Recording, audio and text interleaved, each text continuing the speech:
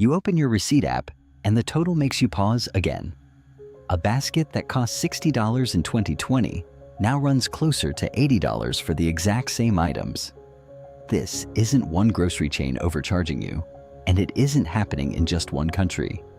Shoppers in Ohio, Berlin, and Manchester have all watched the same categories creep upward at nearly the same pace. Eggs, chocolate, coffee, and beef have all spiked hard within the last few years. By the end of this video, you'll understand the actual chain of events connecting a fertilizer shortage to your grocery bill. There are 4 real forces at work here, and none of them are as simple as the headlines make them sound. The first and biggest driver started with an energy shock that rippled straight into farming. When Russia invaded Ukraine in 2022, natural gas prices spiked across Europe almost overnight. Natural gas is a key ingredient in making synthetic fertilizer, and Ukraine and Russia together also export massive amounts of wheat and grain. Farmers suddenly faced higher costs for fertilizer, fuel for tractors, and transportation for every truckload of food. U.S. food-at-home prices jumped 11.8% in a single year, the sharpest spike in decades. For your wallet, this meant almost everything in the store got more expensive at once, not just one aisle. Overall, grocery prices in the United States have climbed roughly 32% since January 2020, and shoppers across Europe have felt a nearly identical squeeze. The second cause is quieter but still measurable: how concentrated grocery retail has become in some markets. In the US, 2 of the largest grocery chains, Kroger and Albertsons, attempted a $24.6 billion merger that a federal judge blocked in December 2024. Judge Adrienne Nelson granted the FTC's request for a preliminary injunction, and Albertsons walked away from the deal the very next day.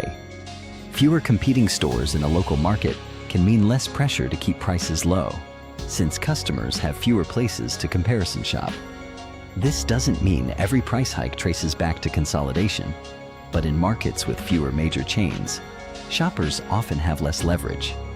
The practical effect for you is that where you shop and how many real alternatives exist nearby can meaningfully change what you pay.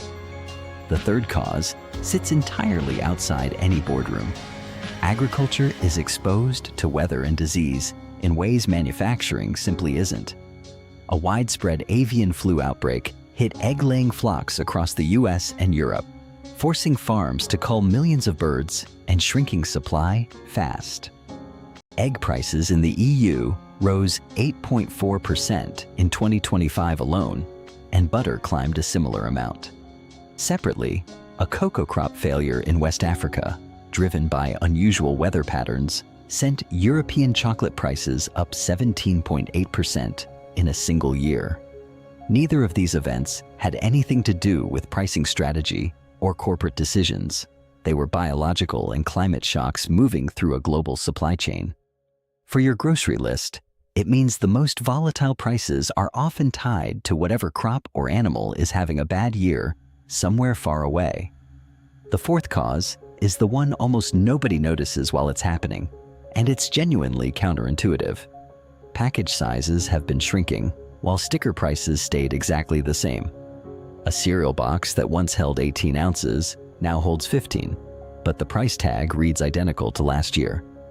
This practice, often called shrinkflation, effectively raises the price per ounce without ever changing the number printed on the shelf.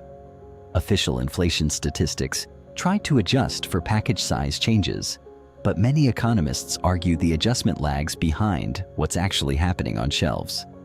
For you, this means the true cost increase you're experiencing may be higher than official inflation numbers suggest, because your dollar is buying less product even when the price looks unchanged. So is any of this temporary, or is it here to stay? The 2022 energy and fertilizer shock has genuinely eased, and some food categories have cooled off alongside it. But market concentration, climate-linked agricultural shocks, and shrinkflation are structural patterns that don't reverse just because one crisis passes. Realistically, The most useful thing a consumer can do is track unit prices rather than sticker prices, compare store brands against name brands more often, and expect volatility in specific categories like eggs or cocoa products tied to weather and disease cycles, rather than expecting a single fix to bring every price back down. Right now, grocery prices reflect a mix of a fading shock and some genuinely permanent shifts in how food gets to your table. So, here's an honest question for the comments. Which grocery item has surprised you the most with how much it's changed? And have you noticed the package getting smaller too? If you want more videos that explain the real mechanics behind everyday money questions, without the fear-mongering or the political blame games, this channel breaks that down every week.